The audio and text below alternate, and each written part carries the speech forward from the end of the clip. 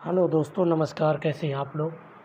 चलिए दोस्तों, आज का हमारा जो टॉपिक है, अभी हमने एक वीडियो इसका अपलोड कर दिया है। अब दूसरा वीडियो इसका आ गया है, हम अपलोड करेंगे। जिसमें हमने 3 स्टेप के बारे में बात कर लिया था, रिसर्च एप्टीट्यूड के बारे में। तो आज हमारा चौथा, पाँचवा, छठा, 7, 8 इस टॉपिक को हम आज यहाँ एक्सप्लेनेशन करते हैं। अब आता है चौथा, इसका एक्सप्लेनेशन आज का क्या है? Selecting sample and types of sample. Sample जैसे कहते हैं थोड़ा सैंपल लेके आओ। सैंपल कहते हैं ना कि मान लीजिए कि आपने देसी भाषा में आपको बताते हैं कि 10 बच्चे हैं, उसमें से किसी एक बच्चे से पूछा गया कि इस बच्चों की कितना टेबल याद है। एक सैंपल पता चल गया। अगर बच्चों की याद नहीं है तो सब एक अनुमान लग जाता है कि इस ग्रुप का जो बच्चे हैं अब इनमें किस चीज़ की कमी है। तो वहाँ से हमें एक सैंपल मिल गया। या सिंपल सी भाषा आप बताते हैं, सैंपल लेना, जैसे डॉक्टर आते हैं ना कि थोड़ा सा ब्लड का सैंपल लेके जाना आपकी बॉडी को चेक करने के लिए। तो बस, तो सैंपल मतलब क्या होता है? डाटा कहीं से भी थोड़ा सा पता करना, चेक करना। जैसे किसी व्यक्ति से पूछा दिल्ली में क्या जो पोल्यूशन है, इसके पीछे सैंपल कहाँ से मिलेगा? तो दिल्ली का पोल्यूशन के लिए काफ़ी चीज़ें हैं, ऑनलाइन ऑफलाइन कहीं से भी हम डाटा वहाँ से थोड़ा सा लेते हैं और उसी हिसाब से हम अध्ययन करना शुरू कर देते हैं। एक एक प्रॉब्लम को हम आइडेंटिफाई करते हैं। यहाँ है एक प्रोबेबिलिटी मिलती है, प्रायिकता या संभावना, अनुमान लगाना। अब प्रोबेबिलिटी जैसे संभावना, लोग इसको भी कई भागों में बांटा गया है, जैसे कॉइन, डाइस, सिलेक्शन, कार्ड। तो एक अनुमान लगाना कि ऐसा हो सकता है, नहीं ऐसा हो सकता है। जैसे हमने अगर एक कॉइन के सिक्के को उछाला तो या तो हेड आ सकता है या तो टेल हो सकता है। तो हम क्या करते हैं, जब किसी की बॉडी का सैंपल लेते हैं ब्लड का, तो या तो पॉजिटिव हो सकता है या तो निगेटिव हो सकता है। जैसे कोरोना काल में लोगों का सैंपल लिया गया, चेक किया गया कि आज उनका PCR वगैरह जब टेस्ट किया जाता था, या तो नेगेटिव होंगे या तो पॉजिटिव होंगे, ये पता होता था। तब प्रोबेबिलिटी मीन्स एक संभावना क्या हो सकता है, या तो पॉजिटिव होगा या तो नेगेटिव, इससे ज़्यादा कुछ नहीं होता। एक होता नॉन प्रोबेबिलिटी, जिसमें कुछ भी ना पता चल रहा है, ना पॉजिटिव है ना नेगेटिव है, वो बीच में अटका पड़ा है, एक संभावना और ख़तरनाक है। एक होता है सैंपल का जो डिज़ाइन दिया जाता है, डिटरमाइनिंग करना। एक डिटरमाइनिंग मीन्स होता है निर्धारण करना। डिटरमाइनिंग एक निर्धारित कर देना, इस सैंपल का एक डिज़ाइन दे देना कि अब ये बंदा ये पॉजिटिव है, ये निगेटिव है, और ये ना तो पॉजिटिव है ना ही निगेटिव है। तो अलग अलग उसके रूप में हम क्या कर देते हैं, आइडेंटिफाई कर देते हैं। पांचवा इसमें है दोस्तों, राइटिंग या रिसर्च एंड प्रपोजल। किसी भी चीज़ के जब हम लास्ट में खोज करते हैं तो उसका हम एक राइटिंग करते हैं, लेखन करते हैं और एक प्रपोजल तैयार करते हैं। मेन एलिमेंट्स जो हमारे उसके तत्व हैं, एक एक पॉइंट को हम लिखते हैं। पहले क्या होती है कि नीड होनी चाहिए, कि आवश्यकता होनी चाहिए किस चीज़ की। अब नीड क्या है आपकी, किस चीज़ पे आप लेखन करोगे। दूसरा, उसका बेनिफिट क्या है। चौथा है टाइप्स ऑफ डाटा, किस किस तरीके से डाटा कलेक्शन की, ऑफलाइन की, ऑनलाइन की हो, या primary data, secondary data.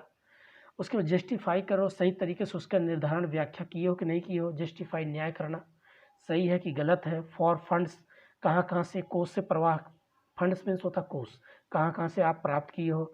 And other research, किस अलग अलग एरिया से लेके आए हो। चौथा इसमें, छठा दोस्तों इसमें है 6 जो है कलेक्टिंग डाटा, जो कि डाटा हमने कलेक्ट किया है एक ऑब्जर्वेशन के रूप में, अनुमान के रूप में।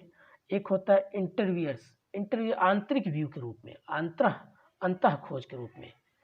एक होता है क्वेश्चन जैसे कहते हैं कि क्वेश्चन एक प्रश्न के रूप में सवाल खड़ा करके, जैसे हमने सवाल पे सवाल पूछ करके देखते हैं कि कभी मीडिया जब तक उसको अपने पॉइंट नहीं मिलता तो क्वेश्चन पे क्वेश्चन करता रहता है, और जैसे वो पॉइंट उसको मिल जाता है बस कहेगा ठीक है हमें मिल गया।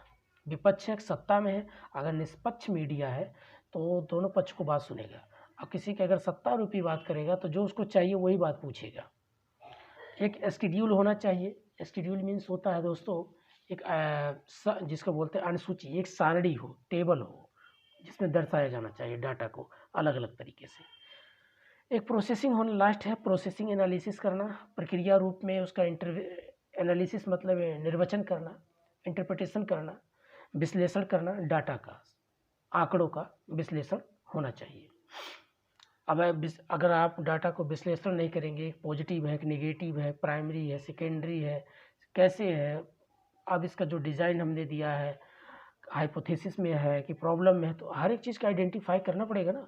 जैसे अगर कोरोना काल में लोगों को पॉजिटिव नेगेटिव चेक किया जाता, पहले उनका आधार कार्ड लिया जाता था, एक व्यक्ति का नाम क्या, कहाँ से है, किस जगह से है, हमें पता होना चाहिए व्यक्ति कहाँ कहाँ तक जा सकता है, तो उसका हम एनालिसिस करेंगे। एक प्रोसेसिंग प्रक्रिया होती है किसी भी चीज़ का, उसी के अकॉर्डिंग हम उसका इलाज करते हैं। अगला है राइटिंग करना, लेखन कर देंगे। लास्ट में जब हमारा रिसर्च कंप्लीट हो जाता है तो हम क्या करते हैं, उसकी राइटिंग कर देते हैं। खोज करने के बाद एक रिसर्च का रिपोर्ट तैयार कर देते हैं और एक टाइटल पेज बना करके हम टेबल एक क्या कर देते हैं, तैयार करके कंप्लीट करके, उसके बाद हम जो भी हमारा जो टॉपिक होता है कंप्लीट करके हम उसको चाहिए यूनिवर्सिटी में देते हैं, एक अपने पास रखते हैं और एक संस्था के पास रखती है। तो अलग अलग हम जो हमारी कॉपीराइट होती है या जो हमने जो चीज़ें बनाया उसका पूरा ट्रेड कहते हैं कॉपीराइट हो जाती है, उस पर एक मोहर लग जाता है कि आपने इस चीज़ को ढूंढा है, ये आपने इस पे काम किया है, ये आपका रिसर्च है। तो वहाँ के लास्ट में हम राइटिंग रिपोर्ट तैयार करके जमा कर देते हैं। बस इतना ही होता है दोस्तों। Thank you so much. अगर आप चाहते हैं कि ब्रीफ में और एक बार रिवीजन, तो मैं और बता देता हूँ।